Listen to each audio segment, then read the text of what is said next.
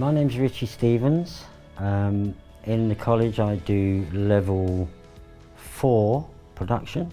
I do level 6 production, which is quite interesting because they come into me as very blank sheets of paper and I give them a real quick crash course in the recording studio, and by the end of the first academic year they'll be doing their own project. They then go on to do some advanced programming and engineering, and then they come back to me in year 3 and we do almost a postgrad feel, though it's still college-led, as in if someone hasn't really found their feet with a band or a type of music or a genre, we can sort of step in and kind of support them in that way. Soon to be doing a postgraduate course, which is, as I said earlier, is project-led from the student dictating the content of what will be recorded, produced, arranged and finished. I went in to study myself. I had a sojourn from the music business and I did a degree myself, and in the course of doing that I thought I'd like to teach, and I knew the guy who'd set the place up, previous principal, and he invited me in 15 years ago and I'm still here and I absolutely love it. Like, my dad was a drummer. I was going to be everything except a musician. I was going to be a chef, a vet, marine biologist, but I think at the age of 12 I got overwhelmed and I did the 10,000 hours voluntarily. No one had to force me, and on that basis I actually became a professional drummer when I walked out of school pretty instantaneously. And I was lucky to walk into a very busy time in London with a lot of gigs, people making records, you know, in recording studios. So as a kind of youngster, I very quickly became a professional musician.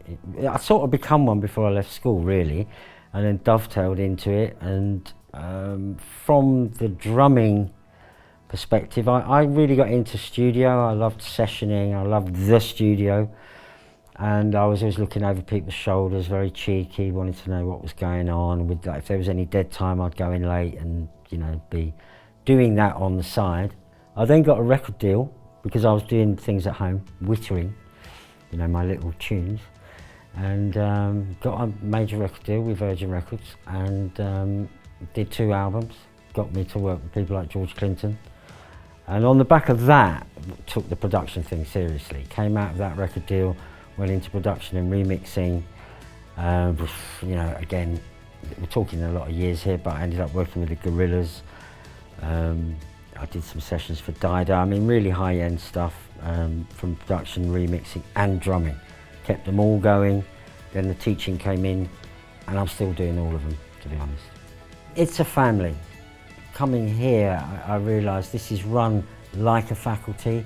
Everyone knows everyone. It's a great team. A lot of the team have been here for a very long time, which is, you know, testimony to the spirit of the place. And I think it reflects being in music. You know, music is a collective process, generally speaking, and you know, I've got experience of being in bands, I've got experiences of being on tour and in the studio, and they're intense environments, you know, and people need to get on, they need to understand each other, and I think the college reflects music well in that regard, without sort of shirking any of its academic responsibilities or, you know, meeting targets and goals and obviously qualifications. The spirit of it is definitely rooted in a very musical approach among the team and the students, and the relationships are genuinely close. There's something very special about this place, it really is. It's quite unique, and I'm pleased to say that the new super duper building hasn't actually diminished any of the humanity that the place always had. That was always its strength. From its earliest beginnings, it's what drew me to it, it was what made me stay. I'm a musician through and through, I'm not an academician, and I would have felt very out of place in a kind of academic world, out of my depth, you know, I wouldn't have quite known what was going on. But as soon as I came to this college, it was such a complementary aspect to my life as a musician that it made perfect sense, that there was no kind of division in between my music life and my teaching life. And I think that is a great reason to come to LCCM.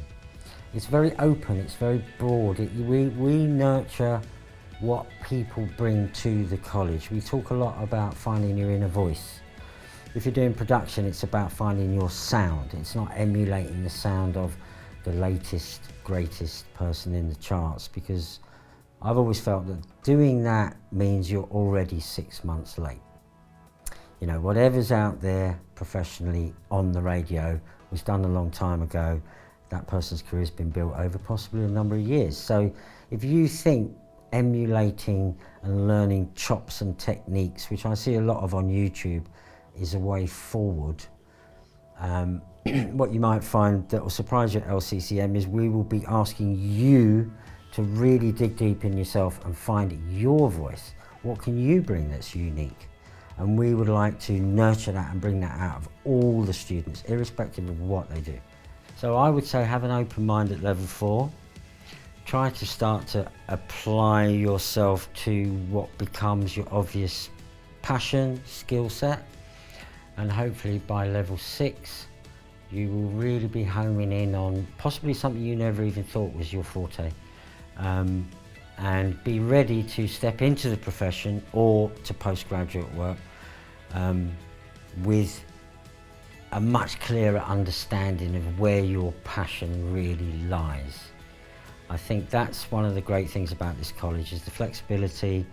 I don't think many people particularly if they've left school and come straight to college, that they know exactly what their pathway is going to be, but there's a myriad of possibilities from this building.